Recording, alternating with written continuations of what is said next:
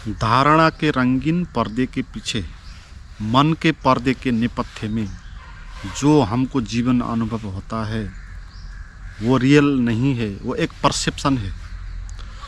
आपको अभी जो जीवन का अनुभव हो रहा है, अगर आप किसी और मूड में होते तो आपको कुछ और अनुभव होता।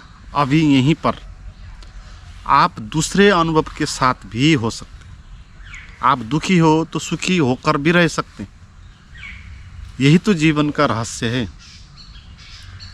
आप बैठे हो, कोई आया, आपको कहा कि आप बड़े पद पर आपकी नियुक्ति हुई, आप एकदम खुश हो गए।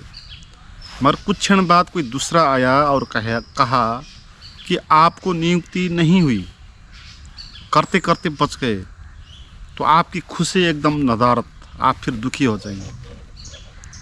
हमारे मन के पर्दे पर जो चल रहा होता है वो एक परसेप्शन है। परसेप्शन का अर्थ होगा आप देखने से पहले जो डालते हो अपने में और देखते हो। सोसाइटी के द्वारा, धारणाओं के द्वारा उसको सहयोग लेके आप कुछ भी चीज़ देखने से पहले अपने अंदर कुछ डालते हो। जो डालते हो वही होता है परसेप्शन। वही आपको वो दिखाता है जो नहीं है, जो भ्रम में आधारित है। जैसे आपने मंदिर को देखा, आपने क्या डाला पहले मंदिर को देखने से पहले? अगर आप हिंदू हो तो आपने क्या डाला? उसके अंदर भगवान है, तो फिर आप उसके आगे झुकने लगे। अगर आप मुस्लिम हो तो मंदिर को देखने से पहले आपने क्या डाला? यहाँ भगवान नहीं रहता, झूठ है। तो आप मंदिर को क्या देखते हो? जो मंदिर है वो आप नहीं देखते। आपके अंदर क्या डाला गया? आप आस्तिक हो तो कुछ और ढंग से देखेंगे, नास्तिक हो तो कुछ और ढंग से देखेंगे। तो इस परसेप्शन को अगर आप जानेंगे तो आप जो डाल के देखते हो ना, वो नई डाल के भी देख सकते हैं। नई सोच के साथ भी आप देख सकते हैं किसी चीज़ को, और नई सोच के साथ अगर देखेंगे तो आपको नया जीवन दिखाई देगा। तो इस तरह आपका जीवन बदल सकता है। परसेप्शन से बाहर आकर सच क्या है उसको देखने के लिए आपको इस प्रोसेस को जानना चाहिए कि हम हर दृष्टि से पहले अपनी पूर्व धारणाओं को कैसे डालते हैं। आपने कभी एक ऐसा पिक्चर देखा हो जिसमें गेस्टाल्ट साइकोलॉजी का प्रयोग किया? फोटो एक होता है, मगर आप एक बार देखते हो तो लड़की दिखाई देती है, दूसरी बार देखते हो तो घोड़ा दिखाई पड़ता है। रेखा एक ही है, एक ही पिक्चर है। उसी रेखा के आकृति के द्वारा एक बार आप देखते हो तो आप पाते हो कि वो लड़की है, मगर दूसरी दृष्टि में आप देखते हो तो पाते हो कि वो घोड़ा है। लड़की है कि घोड़ा है। और इसमें सबसे अजीब बात यह है कि आप एक ही बार दोनों को नहीं देख सकते। अगर आप लड़की को देख रहे हो तो घोड़े को आप नहीं देखेंगे, घोड़े को देखते हो तो लड़की को नहीं देखेंगे। देखो, इसमें हम पहले डालते हैं अपने मन में। अगर हम लड़की की आकृति को मन में पहले डालते हैं फिर देखते हैं तो हमको वहाँ लड़की दिखाई पड़ती है। मगर कोई कह दे आपको कि यहाँ घोड़ा भी है, तो पहले आप अपने मन में घोड़े के चित्र को डालेंगे, फिर देखेंगे उसी को, तो वही लाइन आपको घोड़ा दिखाई पड़ती है। इसको गेस्टाल्ट साइकोलॉजी कहते हैं। जब कोई चीज़ आप देखते हो तो वो होती है, मगर जब नहीं देखते हो तो नहीं होती है। ये भी बहुत बड़ी अजीब बात है। हम कैसे इल्यूजन में जीते हैं? हमारे पीछे कुत्ता है, हम उसको नहीं देख रहे हैं तो हमारे लिए वो अब नहीं है।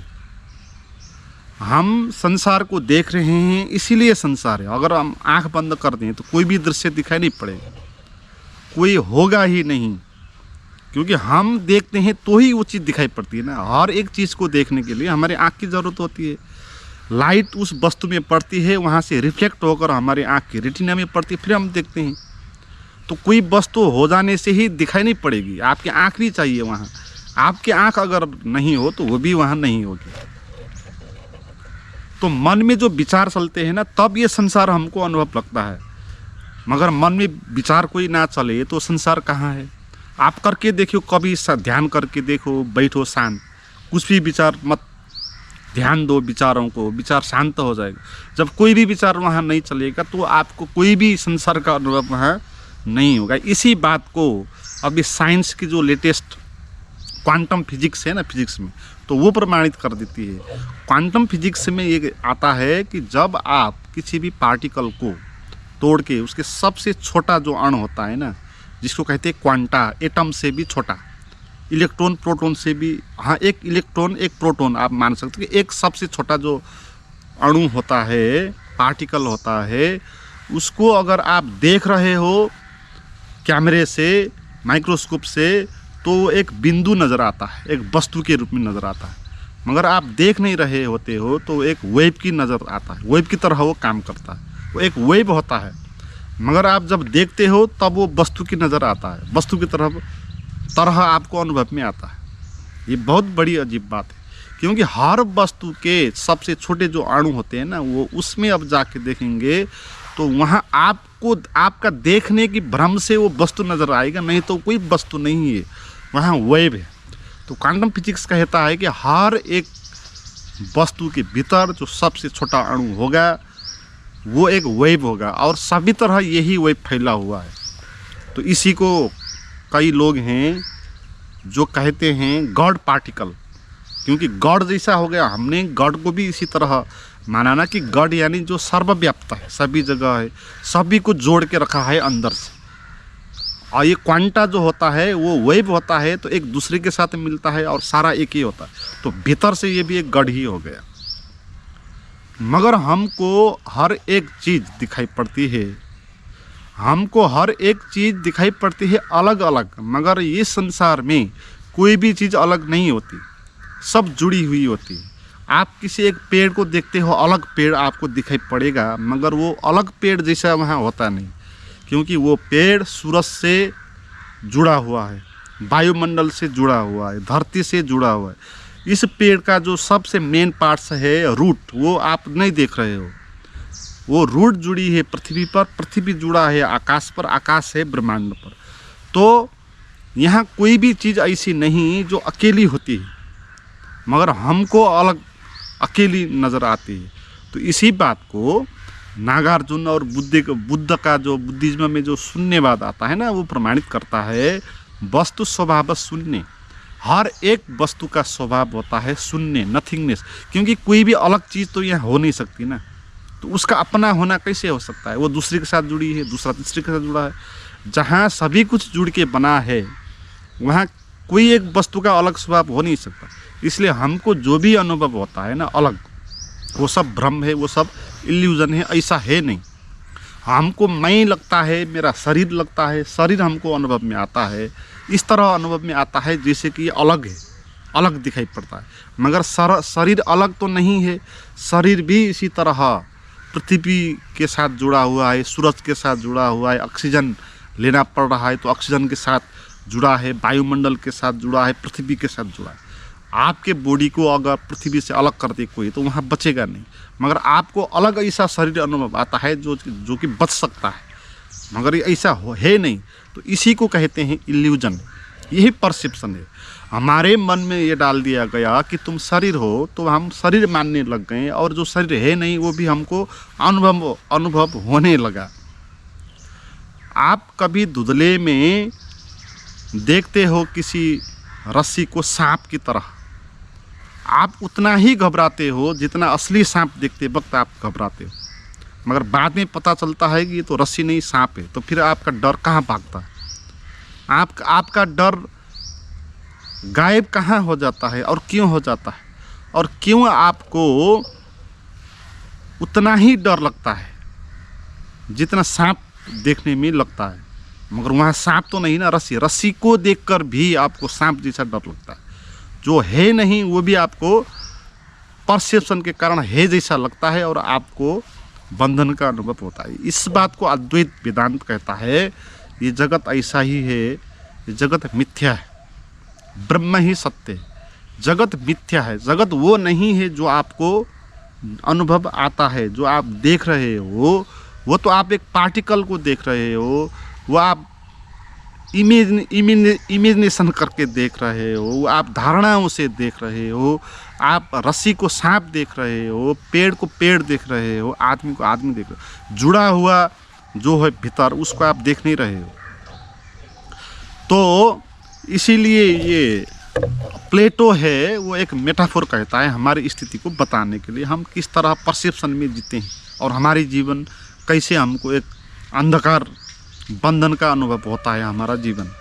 वो कहता है किसी आदमी को, 2-4 लोगों को आप जन्मजात किसी गुफा के अंदर बांध के रख दो, उसको वहाँ खाना खिला दो, बाहर मत आने दो, तो वो आदमी जो गुफा के अंदर बढ़ेंगे वो धीरे धीरे वो क्या जानेंगे लाइफ को, वो जानेंगे कि लाइफ यानी इतना ही गुफा के अंदर जो भी दिखाई पड़ता है।